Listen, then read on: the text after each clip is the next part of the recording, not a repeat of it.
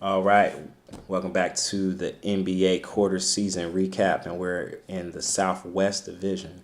And so the teams that are comprised in this division are the Memphis Grizzlies, the Dallas Mavericks, the Houston Rockets, New Orleans Pelicans, and the San Antonio Spurs.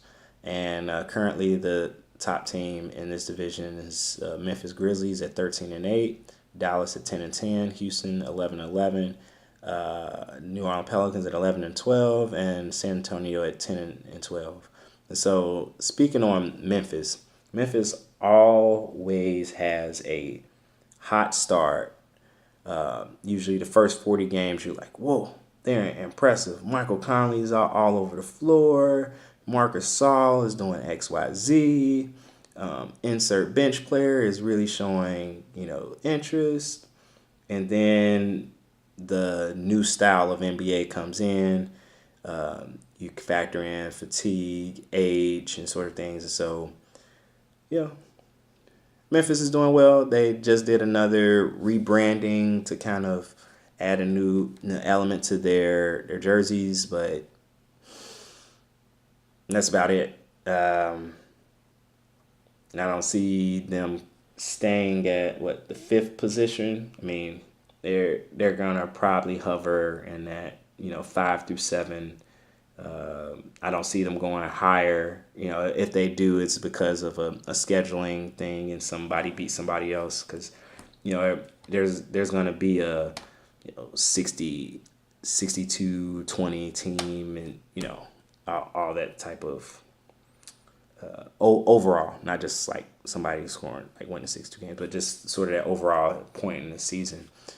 Dallas definitely it is interesting because of the new Luka Doncic. They've been I would say offensively and not reliant, but they really worked him into that kind of flow. And for a 19-year-old, he's really showing some signs of that. There are some international players that don't need the length of time to kind of get used to, because he was sort of doing these sort of things, and that's what made him special over there. Is he was doing that sort of aggressive plays and shooting over the top and really taking that range to his advantage. So Dallas has the sort of interesting mix. Houston, they lost too much on the defensive end. They're gonna put up shots. They're gonna put up shots at a high clip, but losing Ariza,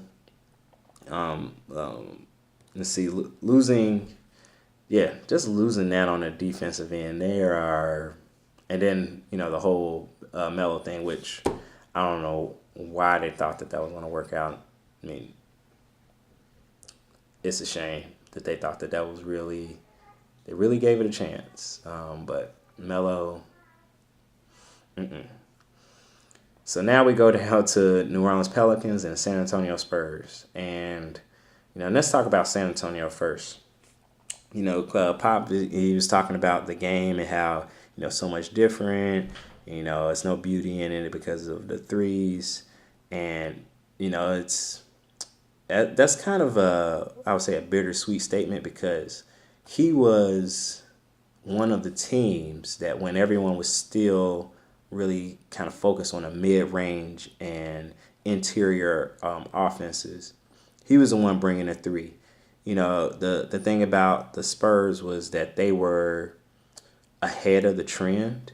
And so they were raining threes on people when people were still, just occasionally shooting a three before the Golden State experiment really kind of blew up and took off with the Splash Brothers. They were the three setting team. They were the ones, burying people with threes at different times. I mean, they won a championship on basically a whole game of just an onslaught of threes. So for that statement, it's more of, I think he's coached a lot of coaching, and that I don't want to say that the end is near, but he's starting to take a step back and look at what he's done for the game per se. And I think he's done a great thing for the game, but Pop's getting up there.